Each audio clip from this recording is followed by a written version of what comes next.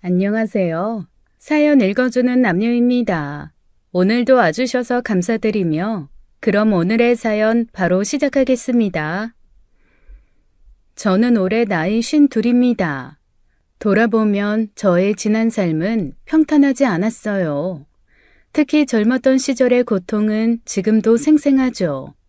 젊은 날 남편은 사업에 큰 실패를 했습니다. 한순간에 모든 재산을 잃고 집안은 빚더미에 올라앉았어요. 당시 저는 30 초반 두 아이를 키우며 하루하루가 힘겨웠죠. 하루는 시어머니께서 저를 부르셨습니다. 지연아, 집을 팔기로 했다. 그 돈으로 빚 갚아라. 어머님, 집을 팔다뇨. 그 집 어머님 재산 전부인데 어쩌시려고요. 애들이 굶으면 집이 다 무슨 소용이냐. 시어머니의 결심에 저는 눈물이 났죠. 평생 살던 집을 판 돈으로 저희 빚을 대신 갚으셨습니다. 그 덕분에 최악의 상황은 피할 수 있었어요. 하지만 저는 그날 이후 가슴에 큰 짐을 안고 살게 되었죠. 시어머니께서 저희 빚을 대신 갚아주신 이후 남편은 저에게 효도를 강요했습니다. 어머니께 받은 은혜를 평생 갚아도 모자란다며 입버릇처럼 말했어요. 저 역시 그 사실을 모르는 건 아니었죠. 지연아, 너도 알잖아. 어머님 아니었으면 우리 길거리에 나 앉았다고. 우리만이면 다행이게. 준호, 준소도 학교도 못 가고 동냥이 날 뻔했어. 그러니 어머니한테 감사한 마음으로 네가 더 잘해드려. 남편은 늘 효도를 저에게만 요구하며 자신은 쏙 빠져 있었어요. 처음엔 대리 효도를 요구하는 남편의 그 행동에 화도 났습니다. 제가 사업을 말아먹었나요? 자기가 말아먹은 거잖아요. 하지만 시어머니께서는 참 좋은 분이셨습니다. 어머니의 다정한 성정에 제 마음이 움직였어요. 그렇게 저는 시어머니를 모시기 시작했습니다. 저희 집에서 18년을 모셨죠. 만약 그때 남편의 만행을 제가 알았더라면 아마 절대 불가능한 일이었을 겁니다. 남편은 사업 실패 이후 제대로 된 직업을 갖지 못했습니다. 몇 번 일자리를 알아봤지만 늘 오래 버티지 못했어요. 처음에는 열심히 하겠다고 다짐했지만 결국 흐지부지 되어버렸죠. 일을 시작해도 얼마 못 가 관두곤 했습니다. 그러다 보니 집안 경제는 온전히 저의 몫이 되었어요. 삿입에 거미줄 칠 수는 없잖아요. 저는 동네의 작은 공장에서 일하며 두 아들을 키워야 했습니다. 매일 아침 일찍 집을 나서서 야근을 하고 밤늦게 들어오는 생활이 반복됐어요. 그래도 다행인 건 시어머니의 도움이었습니다. 제가 출근을 하면 시어머니는 제 아들들을 돌봐주셨거든요. 어머니께서는 아이들의 등교부터 저녁밥까지 모두 책임지셨어요. 퇴근 후 집에 오면 제 밥상도 언제나 차려져 있었습니다. 그리고 집에 계시며 부업까지 하셨어요. 저 대신에 아이들을 키워주시고 집안일에 부업까지 하시며 반찬값이라도 보태주시니 제 죄책감이 컸습니다. 남편이 조금만 도와줘도 좋았을 텐데 이 인간은 전혀 그럴 생각이 없었어요. 물론 아주 일을 안 한 건 아닙니다. 남편은 일용직으로 가끔 일을 하긴 했어요. 하지만 그것도 핑계를 대며 한 달에 몇 건 하지 않았죠. 무엇보다 일용직 일을 하며 번 돈마저도 전부 자기 용돈으로 써버렸어요. 생활비는 단 한 번도 내놓은 적이 없었습니다. 이런 남편과는 자주 다툼이 생겼어요. 당신은 정말 양심도 없어? 당신 가장이야. 가족 생각은 안 해? 도대체 일당 벌어온 돈은 다 어디로 가? 거참, 그거 몇 푼 되지도 않는 걸 가지고. 그럼 그 몇 푼이라도 내놓든지. 당신 혼자 살아? 밥 사 먹고 같이 일하는 사람들이랑 가끔 술 한잔하면 없는 돈이야. 그리고 내가 놀고 싶어서 노는 줄 알아? 일이 없는데 어떻게 해? 일이 왜 없어? 당신이 안 하니까 일이 없지. 아이씨, 잔소리 좀 그만해라. 내가 놀고 먹냐? 지금 놀고 먹고 있잖아. 남편은 매번 이런 식이었습니다. 집안에 시어머니가 계시니 되도록 시어머니나 아들들이 없을 때 남편과 언쟁이 붙었어요. 하지만 아주 가끔 부부싸움을 시어머니께서 들으실 때도 있으셨죠. 지연아, 네가 참아라 네가. 나 때문에 고생이 많다. 미안하다. 미안해. 죄송해요 어머니. 어머니가 뭘 잘못하셨다고요. 그럴 때마다 어머님께서는 남편 대신 제게 미안하다고 하셨어요. 저는 그런 어머니께 미안했습니다. 어머니는 본인 탓이라며 늘 자신을 원망하셨으니까요. 시간이 한참 지나서야 저는 어머님의 미안하다는 말뜻을 알게 되었죠. 그때는 정말 상상도 못했네요. 결국 시간이 지나면서 저는 남편에게 아무 기대도 하지 않게 되었습니다. 그저 제가 일해서 번 돈으로 아이들과 어머니를 돌봤죠. 남편과의 갈등이 깊어질수록 저는 자꾸만 이혼을 떠올렸습니다. 남편이 돈을 못 벌어서가 아니라 남편의 태도가 문제였죠. 하지만 아이들을 생각하면 도저히 결심할 수가 없었어요. 부모가 되어서 아이들을 풍족하게 못 키워준 것도 한이 되는데 이혼 가정 아이들로 만들고 싶진 않았거든요. 그래서 그 순간만 참고 견뎠는지도 모릅니다. 남편과는 서로를 외면하며 살았어요. 각자 방에서 생활하며 식사마저 따로 했습니다. 사실 남편은 밖으로만 돌았기에 집에서 마주할 일도 별로 없었죠. 그렇게 하루하루를 견디다 보니 세월은 어느새 총알같이 지나 있었습니다. 시어머니를 모신 지 18년이 되던 어느 날 시어머니께서는 치매 판정을 받으셨습니다. 저는 그 소식을 듣고 깊은 한숨이 나왔어요. 일을 하고 있는 제 상황으로는 집에서 어머님을 돌보는 게 어려웠습니다. 여러 날 고민하다 결국 요양병원을 선택했어요. 시어머니를 병원으로 모신 후에도 저는 마음이 편하지 않았습니다. 주말마다 어머님을 뵈러 요양병원으로 찾아갔죠. 제가 시어머니를 더 챙겨드리고 싶었던 이유는 정 때문이었어요. 미운 정이든 뭐든 18년을 함께한 시어머니셨으니 어떻게 외면을 하나요? 하지만 남편은 어머님께 큰 관심이 없었습니다. 병원에 잘 찾아가지도 않았어요. 당신 어머님한테 관심 좀 가져. 나중에 후회하지 말고. 내가 자주 간다고 어머니가 좋아지냐? 치매가 좋아지진 않아도 좋아는 하시겠지.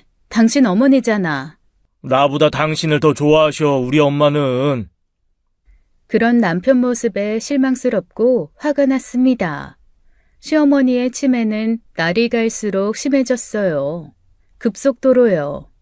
주말마다 요양병원을 찾으면 저는 알아보셨지만 자주 이상한 말씀을 하셨어요. 근데 있잖아, 지연아. 고양이가 자꾸 나한테 밥을 달라고 하네. 새끼 같은데 불쌍하다. 지연이 네가 좀 챙겨다오. 어머니, 여긴 병원이에요. 고양이는 없어요. 그래? 방금 있었는데? 시어머니는 종종 치매 증상으로 이상한 말씀을 하셨습니다. 한 번은 제 손을 잡고 갑자기 이런 말씀도 하셨어요. 지연아, 네가 어렸을 때 내가 자주 업보 다녔는데 기억나니? 그때는 참 좋았는데. 어머니, 저는 어릴 때 어머니 뵌 적 없잖아요. 아니야, 내가 너 어릴 때 업어 키웠어. 저는 시어머니의 병세가 점점 더 깊어진다고 생각했습니다. 어머님의 정신이 혼미해지는 걸 보면서 마음이 많이 아팠죠. 이런 이상한 말씀들이 그저 치매 때문이라고 생각하고 넘겼어요. 매번 하시는 말씀 대부분이 앞뒤 없는 비논리적인 이상한 말씀들이었으니까요.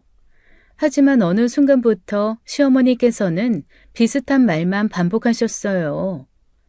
지연아, 너 그거 아니? 뭐요, 어머님? 옛날에 내가 너 도와준 게 아니다. 네?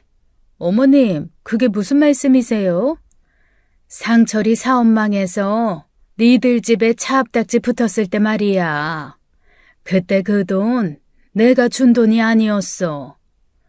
어머님 돈이 아니라고요? 어머니, 그럼 누가 준 건데요? 소가 줬지. 네?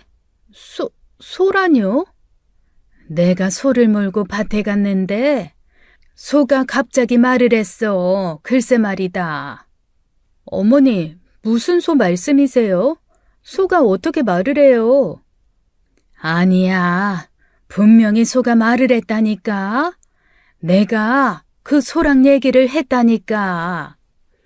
그 후로도 어머니는 종종 비슷한 말씀을 하셨습니다.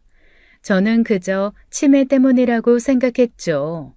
그리곤 시어머니께서는 몇 달 뒤에 독감 합병증으로 돌아가셨어요. 요양병원에 모신 지 1년 만이었죠. 그런데 시어머니께서 돌아가시기 전날 또 같은 말씀을 하셨어요. 그날은 어머님 정신이 아주 또렷하셨습니다. 제가 병실에 들어가자 시어머니는 제 손을 꼭 잡고 눈물을 흘리셨어요. 지연아, 내가 너한테 정말 큰 죄를 지었다. 어머니, 또 왜 그런 말씀을 하세요? 어머니가 무슨 죄를 지으셨다고요? 어머니는 고개를 저으며 한참을 우셨어요. 그리고 어렵게 입을 여셨습니다. 내가 너를 속였어. 18년 전 너희 부부를 도와준 돈, 내 돈이 아니었어. 저는 순간 시어머니가 전에 하시던 이상한 말씀을 또 하시는 줄 알았어요. 하지만 그때 어머님의 눈빛은 달랐습니다. 아주 맑으셨고 표정은 진지했어요. 미안하다, 지연아. 미안해.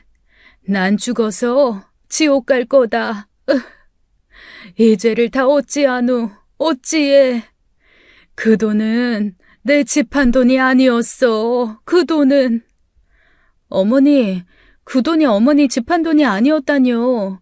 그럼 집 한 돈은 어디에 쓰셨는데요? 아니야. 집 한 돈은 이미 그 전에 다 날렸다. 네 남편 상철이가 사업한다고 이미 그 전에 다 써버린 돈이야. 어머니는 계속 눈물을 흘리기 시작하셨어요. 그럼 어머니, 저희 도와주신 그 많은 돈은 어디서 난 거예요? 그 돈은 네 남편이 가져온 돈이다. 네 남편이 나한테 주면서 내가 너희 도와주는 척하라고 시켰던 거야. 미안하다. 미안해, 지연아. 내가 죽일 년이다. 저는 순간 숨이 막혀왔습니다. 이때의 말씀은 치매 때문에 하시는 말씀이 아니라는 게 분명해 보였어요. 어머니, 그게 무슨 말씀이세요? 그 당시 남편한테 그런 큰 돈이 어디 있었겠어요? 모른다. 그저 그 돈이 네 남편 돈이라는 것만은 맞다. 어머니는 고개를 떨구고 다시 힘없이 눈을 감으셨어요. 저는 충격적인 이야기에 그저 멍하게 어머니 곁에 앉아 있었습니다. 잠시 후 어머니가 다시 눈을 뜨셨을 땐 이미 정신이 흐려지기 시작하셨죠.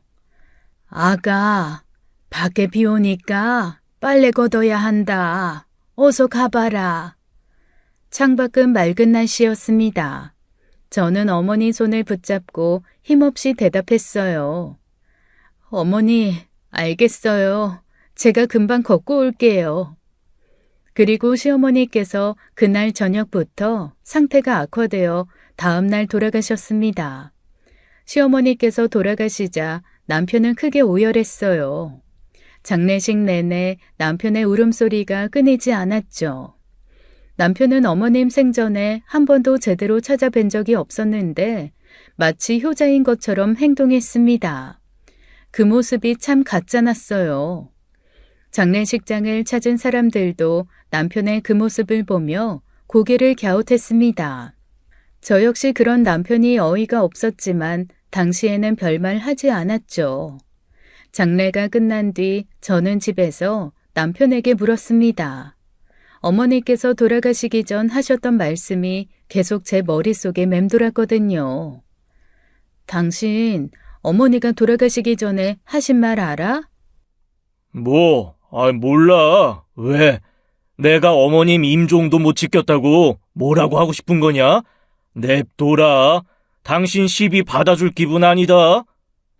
참나, 그건 또 무슨 자격지심이니? 됐고, 예전에 어머님께서 집 팔아서 우리 도와주셨을 때 뭔 소리를 하려고? 어머니가 뭐라고 하시디?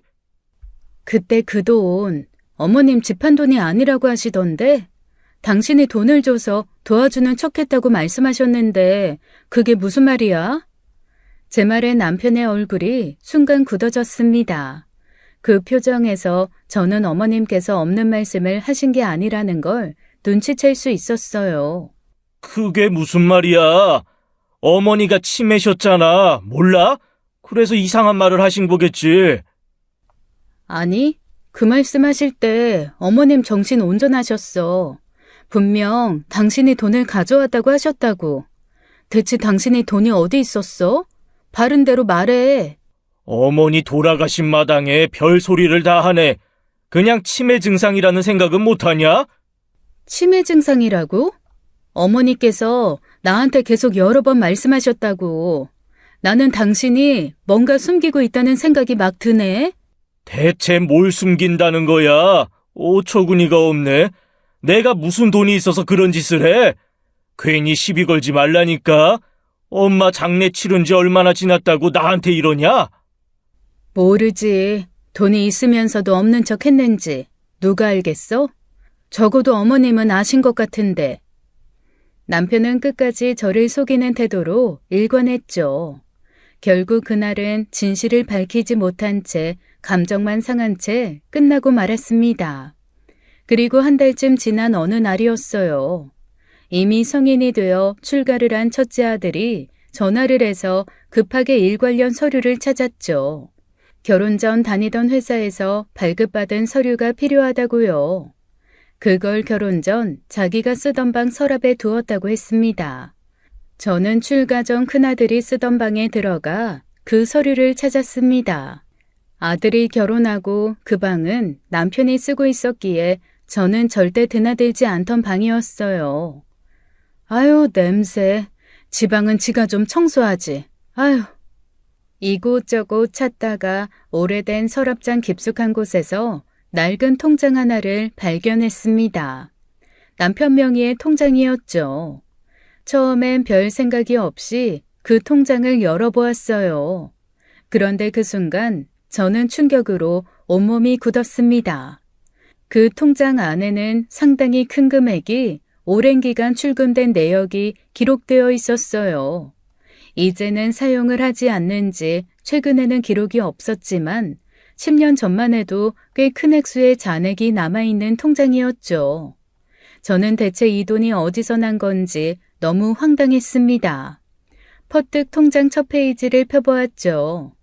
통장을 만들고 첫 거래한 내역은 제가 상상하기 힘든 큰 금액이 입금된 내역이었어요. 맞아요.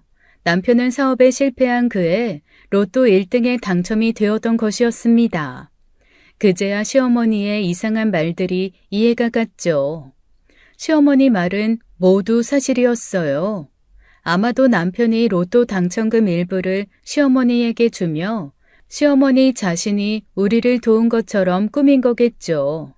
저는 그동안 남편이 경제적으로 무능하다고만 생각했습니다. 가끔 일용직으로 벌어오는 적은 돈도 모두 자기 용돈으로 썼으니까요. 생활비 한 푼 주지 않고 모든 경제적 책임을 저에게 떠넘긴 채 살아온 사람입니다. 그런 남편이 로또에 당첨이 되어 이렇게 큰 당첨금을 숨겨왔다는 사실이 정말 화가 나더군요. 저는 그 통장을 손에 쥔 채 남편이 돌아오기만을 기다렸어요. 남편이 집에 들어서자 저는 그 통장을 남편 앞에 던지며 물었죠. 이게 뭐야? 이 통장 속 돈은 도대체 뭔데? 당신 로또 됐었어? 남편은 잠시 당황하더니 이내 아무렇지 않은 척하며 통장을 들여다봤어요. 내 방 뒤졌냐? 가지가지 하네. 도둑이야? 그게 지금 중요해? 당신 돈 없다며. 그래서 지금까지 생활비 한 푼 안 내놓더니 어쩜 그렇게 뻔뻔해? 너 같은 게 사람이기는 하니?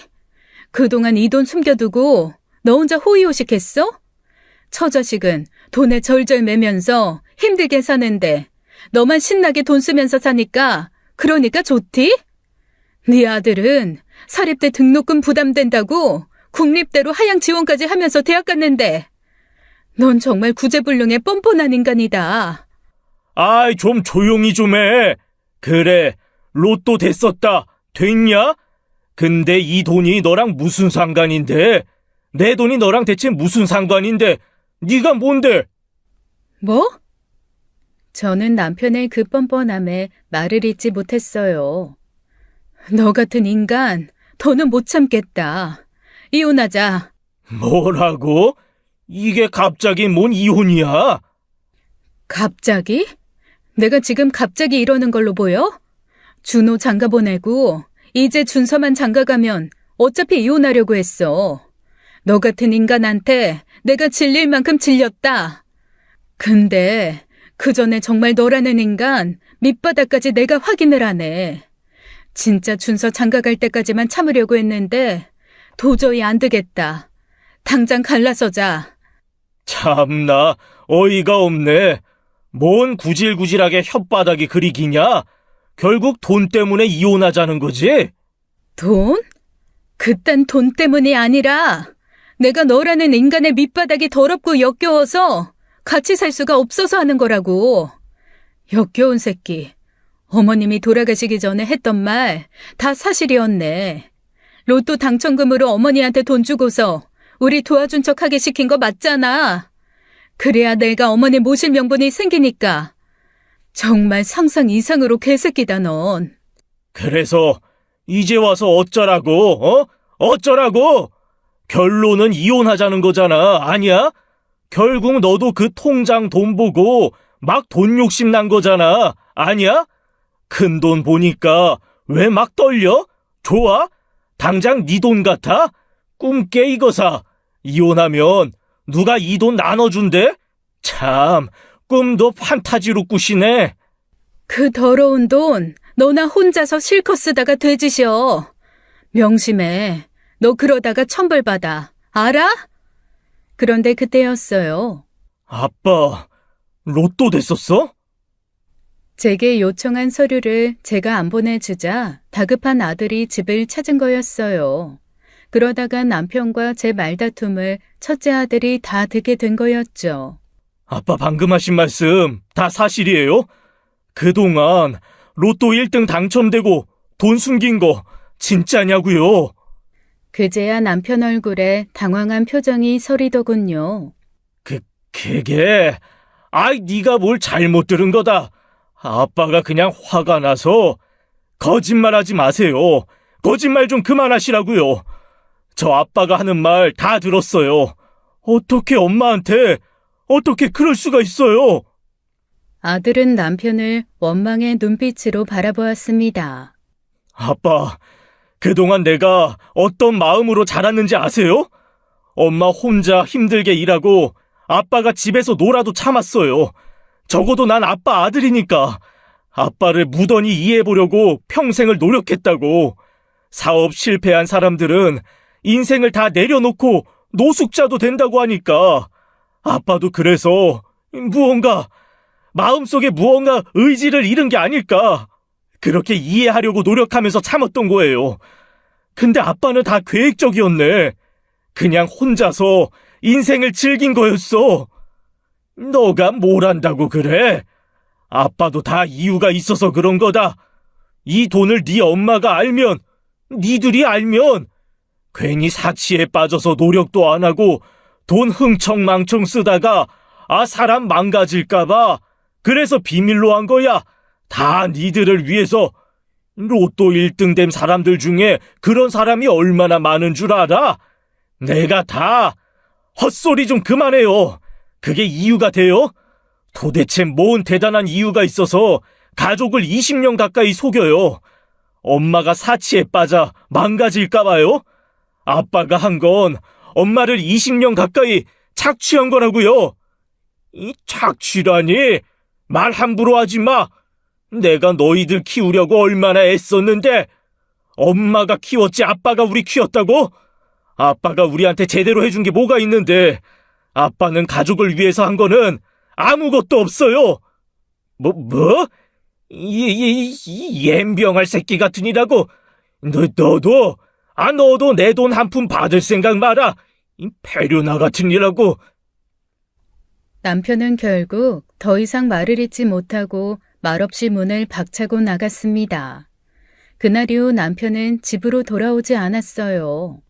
저와 남편은 그렇게 별거 상태에 들어갔죠.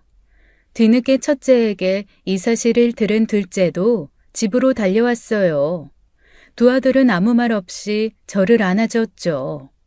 남편이 집을 나간 뒤 저는 바로 남편에게 이혼하겠다고 통보했습니다. 남편의 만행을 안 아이들도 제게 이혼을 강하게 요구했고요. 저는 남편에게 서류를 보내고 확실하게 재산 분할까지 요구했어요. 남편이 말한 것처럼 돈 욕심 때문은 아니었습니다. 저를 속인 남편의 행동에 대한 괘씸함 때문이었죠. 남편은 예상대로 뻔뻔한 태도로 나왔습니다. 네가 어떻게 나한테 이혼 얘기를 꺼내냐? 재산 분할, 지랄 엽차기 하네. 웃기지 마. 평생 돈 몇 푼 벌었다고 남편 무시하는 것도 모자라서 이제 내 돈을 탐내? 너 같은 여자 데리고 살아준 것만으로도 감사합니다 해야지. 어딜 감히 큰 소리야? 감사합니다. 내가 당신한테 고마워할 게 뭐가 있는데? 평생 일하면서 시어머님 챙기고 애들 둘 키우고 모든 걸 다 내가 했는데 난 당신 뒷바라지에만 내 청춘 바쳤어. 그래서 어쩌라고? 그게 네가 마땅히 해야 하는 일 아니야? 누가 너 보고 돈 벌어오라고 했어? 내가 시킨 적 없으니까 생색 그만 떨어.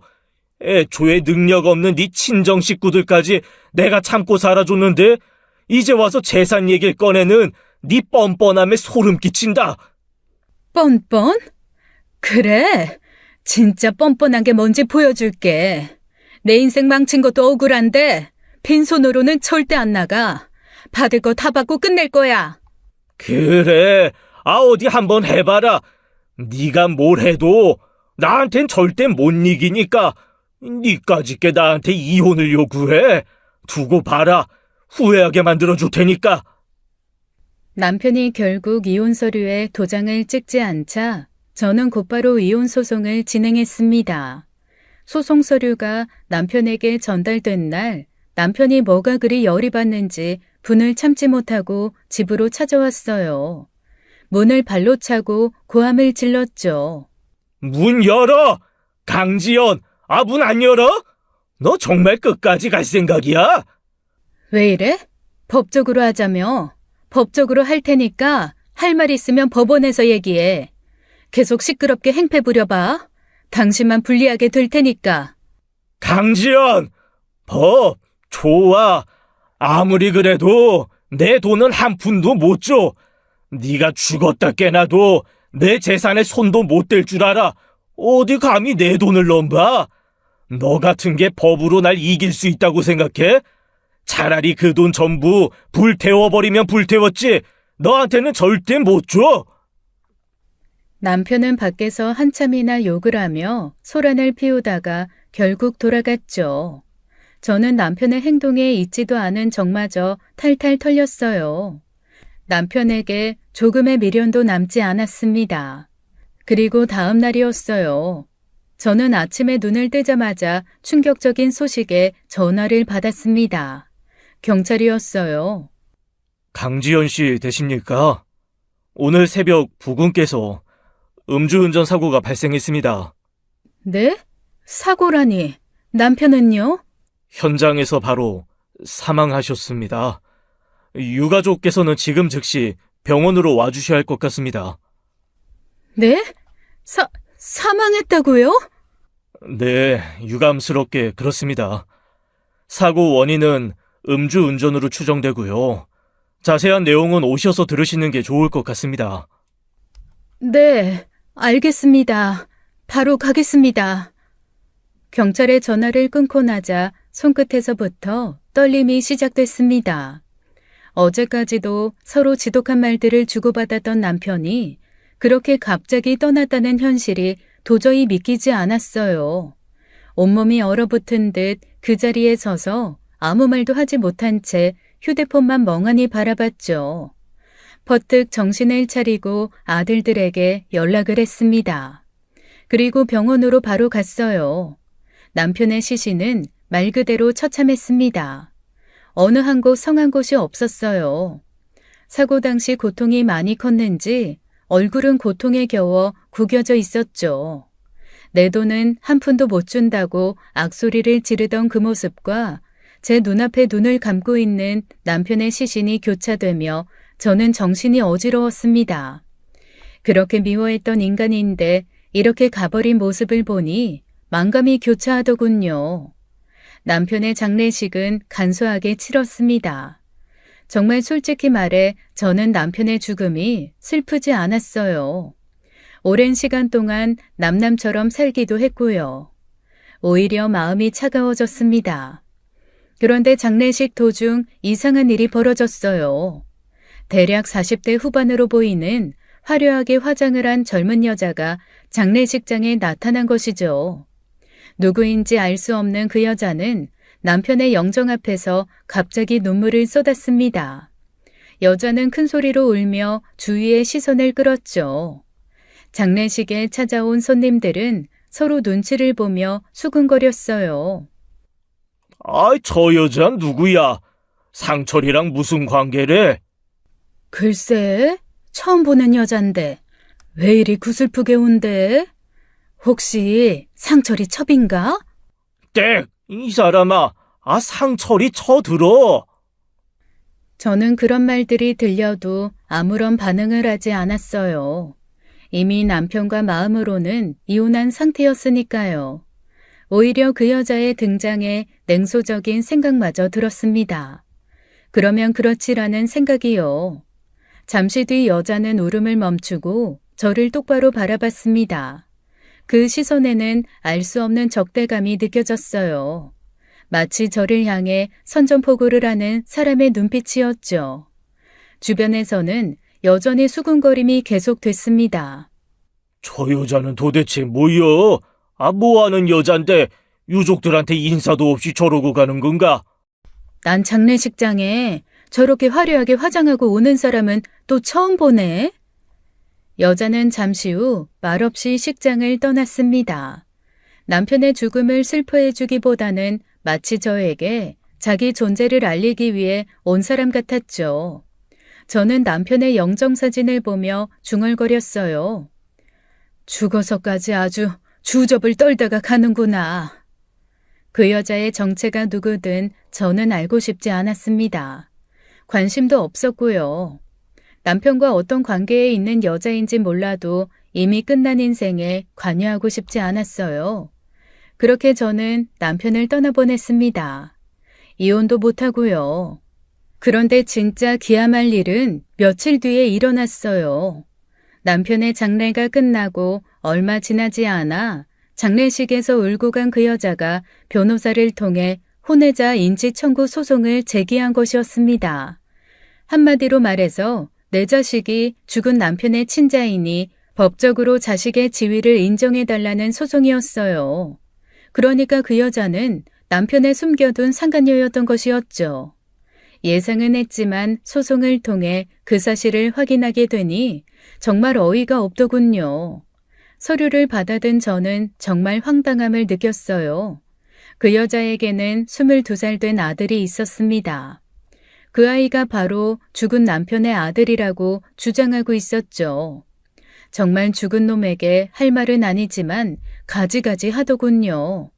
상간녀는 당당하게 자신의 아들도 남편의 유산을 받을 권리가 있다고 주장했어요. 저도 바로 방어를 위해서 변호사를 선임했죠. 제 첫째 아들 친구가 변호사였거든요. 제 담당 변호사가 되어준 아들 친구는 냉정하게 현실을 설명해 주더군요. 어머니, 안타깝지만 혼외자도 법적으로는 상속권이 인정돼요. 이건 어떠한 방법으로든 막을 방법이 없어요. 아, 그렇지. 저는 변호사의 말을 듣고 답답해졌습니다. 대한민국 법이 그렇다는데 어쩌겠나요? 그런데 어머니, 방법이 완전히 없는 건 아닙니다. 유산을 안 줄 방법이 있다고? 유산을 안 줄 방법은 없는데요. 최대한 적게 받게 할 수는 있죠. 각 유산 상속자들이 받을 유상의 총량을 줄이면 박상철 씨의 혼외자인 박지훈 씨에게 갈 유산이 줄어들 겁니다. 한마디로 박상철 씨 재산 상속 전에 어머님께서 받아야 할 돈을 고인이신 박상철 씨에게 먼저 받으시면 돼요. 마치 박상철 씨의 채권자가 되시는 것처럼요. 뭐? 나는 남편에게 돈을 빌려준 적이 없는데. 20년 넘게 혼자 돈을 벌어 가정을 유지하셨다면서요. 그리고 박상철 씨 어머님, 그러니까 시어머니도 어머니께서 20년 가까이 모셨고요. 그걸로 한번 법적 싸움 해봐야죠. 어머니, 저 한번 믿어주세요. 저는 아들 친구 말에 고개를 끄덕였어요. 그리고 며칠 후 이 상간녀가 뻔뻔하게 저를 직접 찾아왔죠. 얼마나 화가 나던지요. 그 여자는 거리낌 없이 제 앞에 나타나서 당당히 요구했습니다. 저기 아줌마, 언제까지 기다려야 돼요? 유산 문제 빨리 정리 좀 하죠. 나도 먹고 살아야죠. 어차피 줄 돈이면 서로 피곤하게 끌지 말고 빨리 처리하는 게 낫지 않나?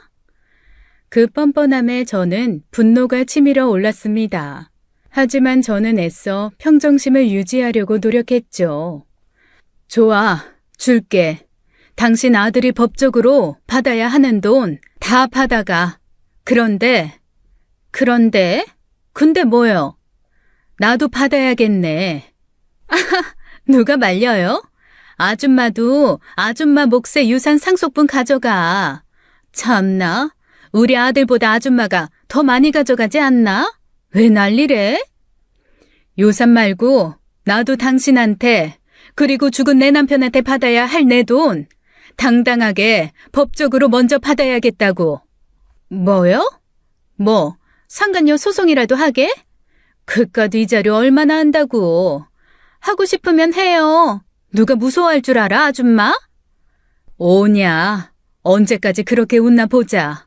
다른 사람 눈에 눈물 나게 하면 니녀 눈에는 피눈물 난다는 거 내가 법적으로 알려주마. 법? 좋아. 요즘 널리고 널린 게 변호사인데 넌 뭐 못하나? 마음대로 하셔. 그 사람한테 제대로 사랑 한번 못 받아놓고 왜 나한테 지랄인지 모르겠네. 상간녀는 제 말을 비웃듯 고개를 들고는 집을 나갔습니다.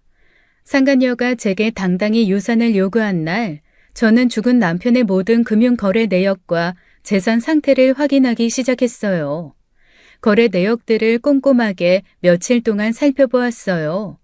상간녀는 최근 4년 동안 남편으로부터 수십 차례에 걸쳐 3억 원이 넘는 돈을 받았더군요. 그래서 아들 친구인 제 담당 변호사를 통해 좀 더 자세히 남편의 재산 상태를 확인했어요. 파면 팔수록 충격적인 남편의 비밀이 드러났죠. 남편은 작은 아파트까지 하나 매매해서 상간녀에게 줬더군요. 그 집 매매가가 거의 4억이 넘었어요. 어처구니가 없었습니다. 그렇게 돈 없다고 집에 돈 한 푼 안 가져다 준 인간이 상간녀에게는 퍼주고 있었던 거예요. 저는 그 사실을 알고 분노했어요. 가만히 있을 수가 없었죠. 저는 곧바로 소송을 시작했습니다. 상간녀와의 본격적인 진흙탕 싸움이 시작된 거예요. 저는 바로 법원에 처분 금지 가처분 신청을 냈습니다. 상간녀가 남편에게 받은 예금과 부동산 모두에 가압류를 걸었죠.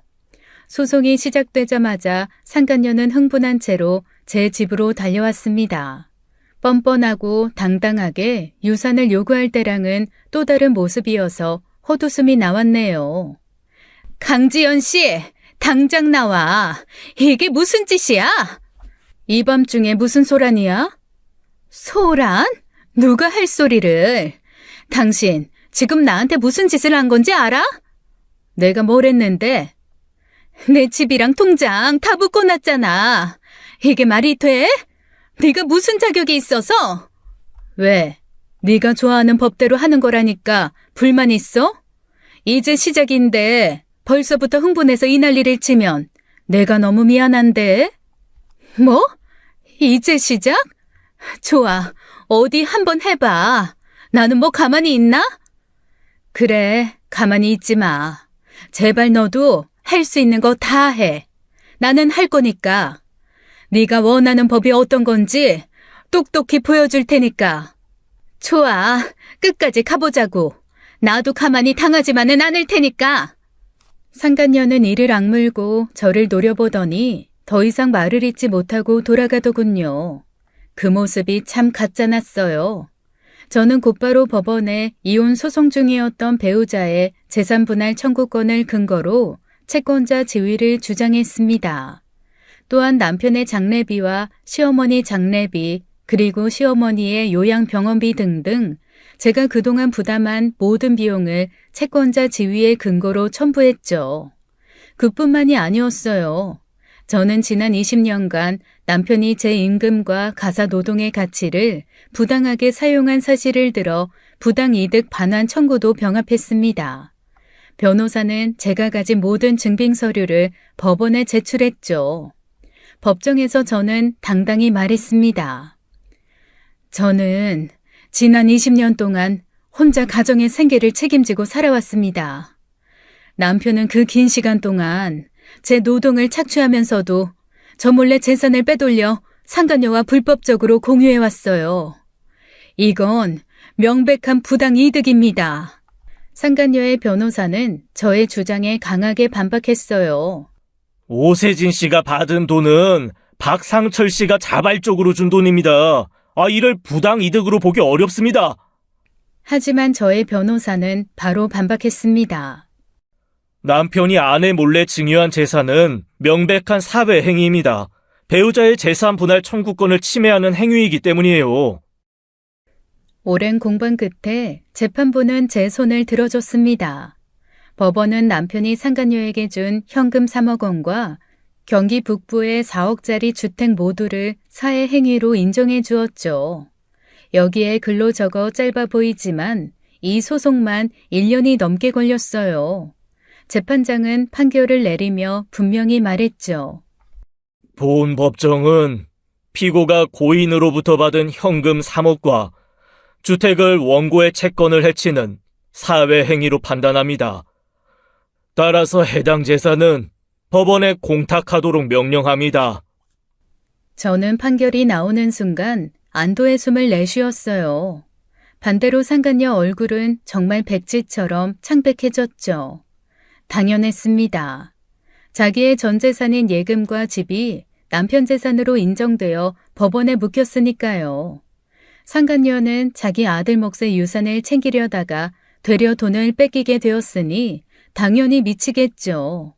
이제 남은 건 법원에 공탁된 남편 재산을 제가 어떻게 뺏어오냐였습니다. 이대로 공탁된 남편 재산을 유산으로 상속받으면 상간녀 아들의 몫이 그만큼 커질 테니까요. 저는 최대한 제 몫의 재산을 요구하기로 했어요. 제가 재산 분할로 많은 금액을 선배당 받아야 그만큼 유산으로 분배될 돈도 적어질 테니까요. 판결 직후 저는 바로 공탁금에서 그동안 밀렸던 생활비와 이자를 우선 배당 신청하여 받았습니다. 저는 거기서 그치지 않고 상간녀를 상대로 또 다른 소송을 시작했습니다. 남편이 상간녀와의 불륜에 사용한 모든 돈을 되찾기 위해 부당이득 반환 청구 소송을 추가로 제기했죠. 저는 이를 위해 남편의 10년치 금융거래 내역을 하나하나 모두 확인했어요. 여행비, 명품 구매비, 생활비, 하다못해 밥 먹은 것까지 모두를요. 합쳐놓고 보니 그 금액도 상당한 액수더군요.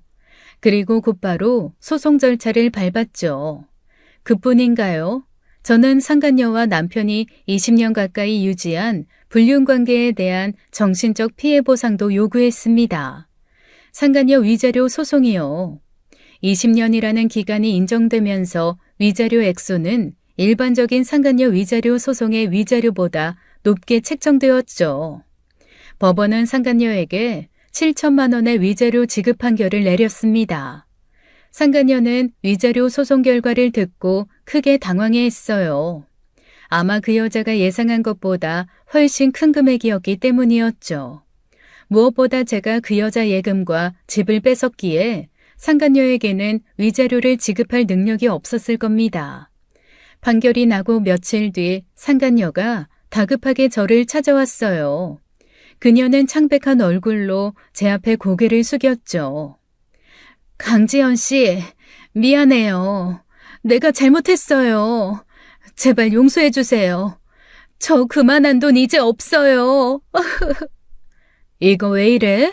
작년에 나 찾아와서 당당하게 굴더니 이거 당신이 먼저 시작한 일이잖아.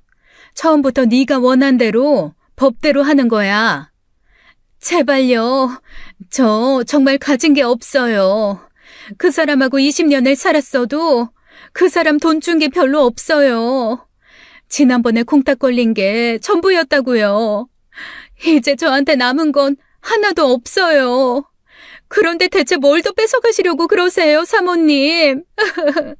사모님? 웃기지도 않다. 그치? 나도 그 사람과 살면서 얻은 건 배신과 상처뿐이야. 억울하면 나한테 이러지 말고 죽은 내 남편한테 따져. 난 법대로 내 권리를 찾을 뿐이니까. 정말로 미안해요. 이렇게까지 할 줄은 몰랐어요. 잘못했어요. 제발 저 좀 살려주세요. 나 몰래 내 남편하고 즐길 때는 좋았지? 사람은 말이야. 모든 일에는 책임이 뒤따르는 거야. 나는 더는 할 말 없어. 법원 판결에 따라 그게 네가 할 책임이니까. 알아요. 정말 잘못했어요. 제가 다 잘못했어요. 한 번만 용서해 주세요. 용서? 이제 와서 그걸 네가 요구할 자격은 없어 보이는데? 상간녀는 결국 아무 말도 못하고 돌아갔습니다. 저는 그런 그녀를 보며 통쾌함과 동시에 씁쓸함을 느꼈어요. 이후 저는 부당이득 반환 청구 소송에서도 결국 승소했습니다. 법원은 상간녀가 받은 돈이 부당한 이득이었다고 판결했죠. 판결 직후 상간녀는 완전히 박살난 모습이었어요. 그 여자는 법정에서 아무 말도 못하고 고개만 숙였죠. 처음에 장례식장에 나타났던 그 당당한 모습은 이제 찾아볼래야 찾아볼 수가 없었습니다. 이것이 바로 상간녀가 그토록 좋아하던 법의 결과죠. 자기 아들 유산에 대한 권리만 생각하다가 정작 제 권리는 놓친 거였어요. 이제 남은 건 하나였습니다. 법원에 공탁되어 있는 남편 재산의 분할이요. 남편의 재산을 정확히 정리하고 상속인들, 즉 저와 제 아들들 그리고 상간녀의 아들 간의 분할 절차가 진행될 예정이었습니다. 저는 그동안의 제 헌신을 입증하기 위해 법원에 특별 기여분을 신청했습니다. 강지연 씨는 특별 기여분을 신청하셨는데 그 사유를 다시 한번 말씀해 주시겠습니까? 지난 20년간 저는 혼자 가정의 경제를 책임졌습니다. 남편은 가족 부양 의무를 전혀 이행하지 않았고 저는 직장 생활과 가사 노동을 병행하면서 아이들과 시어머니의 병원비까지 모두 책임졌습니다. 이는 명백한 특별 기여라고 생각합니다. 법원은 심사숙고한 후 최종 판결을 내렸습니다. 본 법정은 강지연 씨의 특별 기여분 신청을 인정합니다. 고인의 재산 중 원고에게 50%의 특별 기여분을 부여합니다. 그동안 제가 감당한 희생을 법원이 정당하게 인정해 준 것이었죠. 20년 넘게 짊어지고 온 무거운 짐을 조금씩 내려놓는 기분이었어요. 법원의 특별 기여분 판결이 나온 뒤 남편의 남은 재산에 대한 상속 절차가 시작되었습니다. 저는 특별기여분으로 50%를 먼저 인정받고 나머지 상속재산에 대해서 저와 제 두 아들 그리고 상간녀의 아들이 나누게 되었죠. 법적으로 상간녀의 아들도 남편의 친제로 인정됐기에 그의 상속권을 막을 방법은 없었습니다. 그래서 제가 이렇게 길고도 긴 법적 싸움을 한 것이기도 하고요. 안타깝지만 상속법상 혼외자라고 해서 차별이 없습니다. 남은 재산에 대한 일부가 그쪽으로 넘어갈 거예요. 그래도 저희도 방어 차원에서 사전에 고인이 되신 박상철 씨 재산을 상당 부분 선점했으니 남은 유산 중 박상철 씨 혼외자 박지훈 씨가 가져갈 유산은 많지는 않을 겁니다. 상간녀인 오센진 씨에게 간 박상철 씨 재산도 모두 되찾았으니 이 정도면 저희가 이긴 거라 보셔도 무방해요, 어머니. 그러니 이제 그만 훌훌 털어버리세요. 저는 그 말을 들으며 마음이 씁쓸했습니다. 남편의 혼외자에게 아무런 감정도 없었지만 그 아이의 어머니와 얽힌 악연 때문에 속이 상했죠. 남편의 재산이 법적으로 정리된 후 최종적으로 상속 금액이 정해졌습니다. 상간녀의 아들은 결국 2억에 가까운 금액을 상속받게 되었어요. 제 아들들과 동일한 유산 금액이었죠. 최종적으로 박상철 씨 혼외자 박지훈 씨가 받을 몫이 2억이 조금 넘네요. 어머님 마음이 불편하시겠지만 법이 그래요. 어쩔 수 없지. 법이 정한 거니까. 그동안 수고 많았어, 노변. 정말 고마워. 어머님께서 더 마음고생 많으셨죠. 고생하셨어요, 어머님. 사실 그 돈이 넘어가는 것이 많이 속상했습니다. 하지만 이미 예상하고 있던 결과였기에 저는 받아들일 수밖에 없었죠. 저는 두 아들에게도 그 결과를 전했습니다. 두 아이는 제 걱정을 하면서도 담담한 반응을 보였죠. 엄마, 그래도 이만큼이라도 찾은 게 어디예요. 아버지라고 부르기도 싫은 그 사람의 상간녀 재산도 다 뺏었고 엄마가 지금까지 너무 고생했어요. 형 말이 맞아요. 엄마, 우리가 그 돈 때문에 더 스트레스 받을 필요는 없잖아요. 사실 돈 때문에 시작한 일도 아니었고. 엄마, 이제 다 깨끗하게 잊어요. 저는 아들들의 말에 고개를 끄덕였습니다. 그래도 마음 한구석의 찜찜함은 쉽게 지워지지 않았죠. 모든 소송에서 패소한 상간녀는 결국 경제적으로 완전히 몰락했다고 합니다. 본인이 먼저 소송을 시작한 걸 후회해봤자 이미 늦었죠.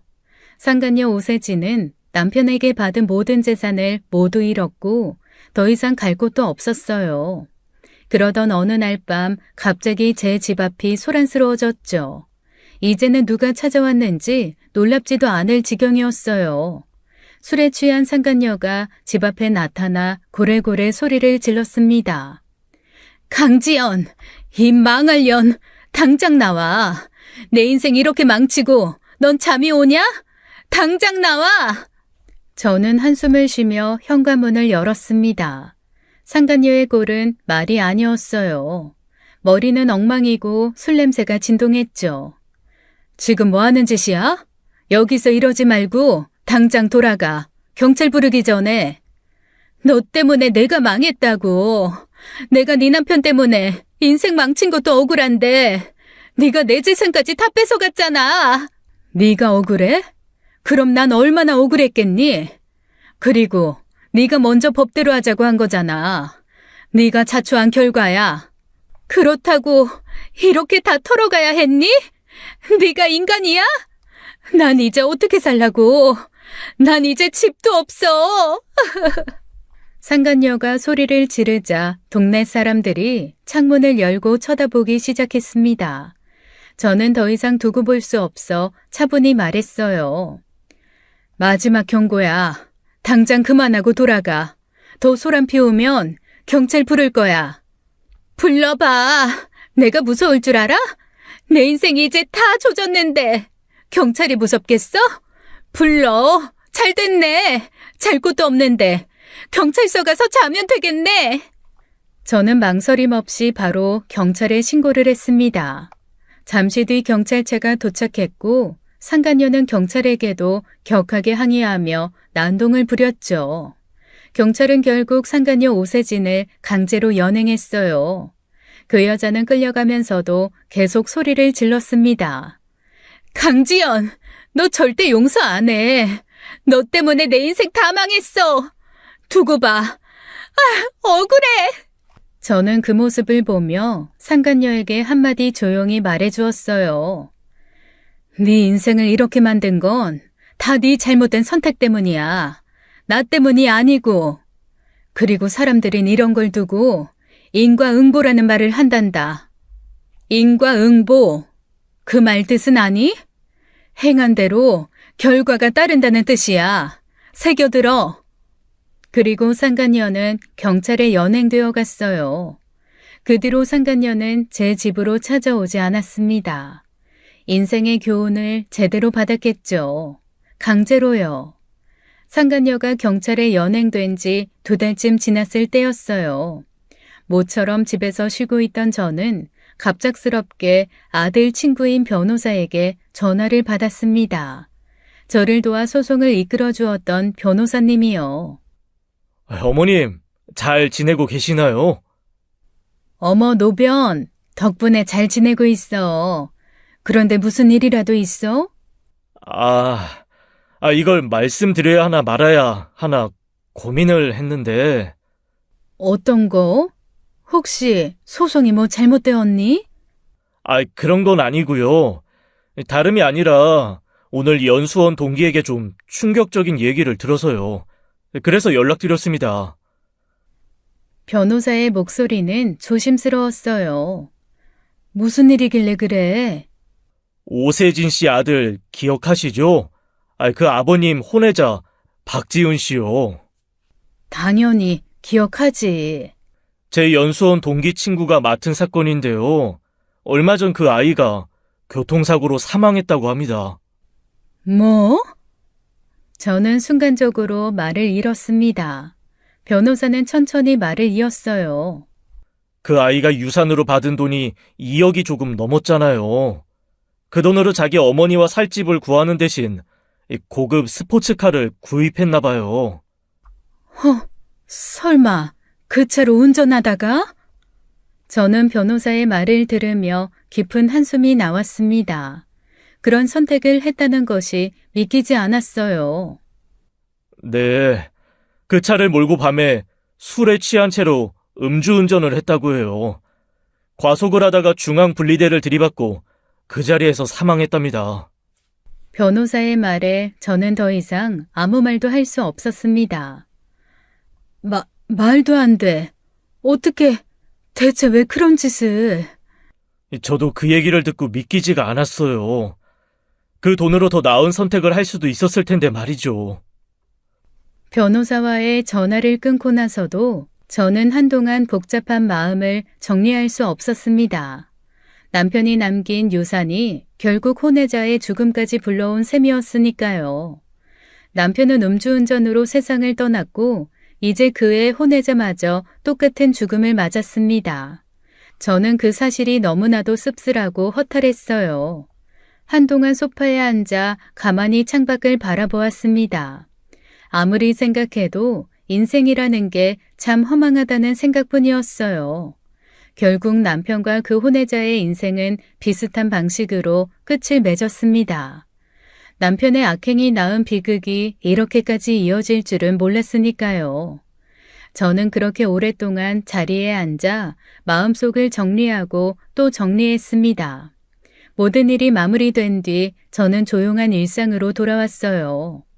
그토록 힘들고 복잡했던 지난 날을 떠올리면 아직도 마음이 답답해지지만 이제는 그 기억들을 천천히 내려놓기로 했어요. 두 아들은 제가 겪었던 일들을 누구보다 잘 알고 있었습니다. 그래서 아이들은 전보다 훨씬 더 저를 살뜰하게 챙겨주었어요. 엄마, 이제는 엄마 자신을 위해 살아요. 엄마가 행복해야 저희도 행복해요. 맞아, 엄마. 더 이상 힘든 생각하지 말고 좋은 생각만 해. 두 아들의 따뜻한 위로와 격려 덕분에 저는 조금씩 마음의 안정을 찾았습니다. 그리고 저는 마침내 제 자신을 위한 새로운 삶을 준비하기 시작했어요. 저는 그동안 아들들이 챙겨준 용돈과 제가 성실히 모아온 돈을 합쳐 작은 카페를 열었습니다. 처음에는 조금 걱정도 되었지만 막상 문을 열고 나니 손님들이 하나둘 찾아와 주었어요. 카페는 크지는 않았지만 아늑하고 따뜻한 분위기였습니다. 매일 아침 저는 정성스럽게 커피를 내리고 작은 케이크를 준비했죠. 찾아오는 손님들에게 밝게 미소 지으며 인사하는 시간이 즐거웠어요. 단골 손님들도 점점 늘어나기 시작했습니다. 여기 오면 항상 기분이 좋아져요. 커피도 맛있고 사장님 미소도 따뜻하고요. 저는 그런 말을 들을 때마다 마음 깊이 뿌듯했어요. 오랜 시간 힘들고 지쳤던 제 삶에 비로소 작지만 확실한 행복이 찾아온 거죠. 손님들과 가벼운 이야기를 나누고 하루를 마무리하며 청소하는 일상도 즐거웠습니다. 이제야 제가 원하는 삶을 살고 있다는 생각이 들었어요. 가끔은 조용히 앉아 커피 한 잔을 마시며 지난 날을 떠올리기도 했습니다. 그때마다 여전히 가슴 한편이 아려왔지만 저는 스스로에게 말했습니다. 이젠 정말 다 잊고 행복해지자. 나도 그럴 자격이 있어. 이제야 비로소 제 인생을 되찾았다는 생각이 들었죠. 앞으로 저는 이 작은 카페에서 저를 찾아오는 모든 사람들과 따뜻한 인생 이야기를 나누며 살아갈 겁니다. 제 긴 이야기 들어주셔서 감사합니다. 지금까지 사연 읽어주는 남녀였습니다. 끝까지 시청해주신 여러분 감사드리며 저희는 다음 사연으로 돌아올게요. 감사합니다.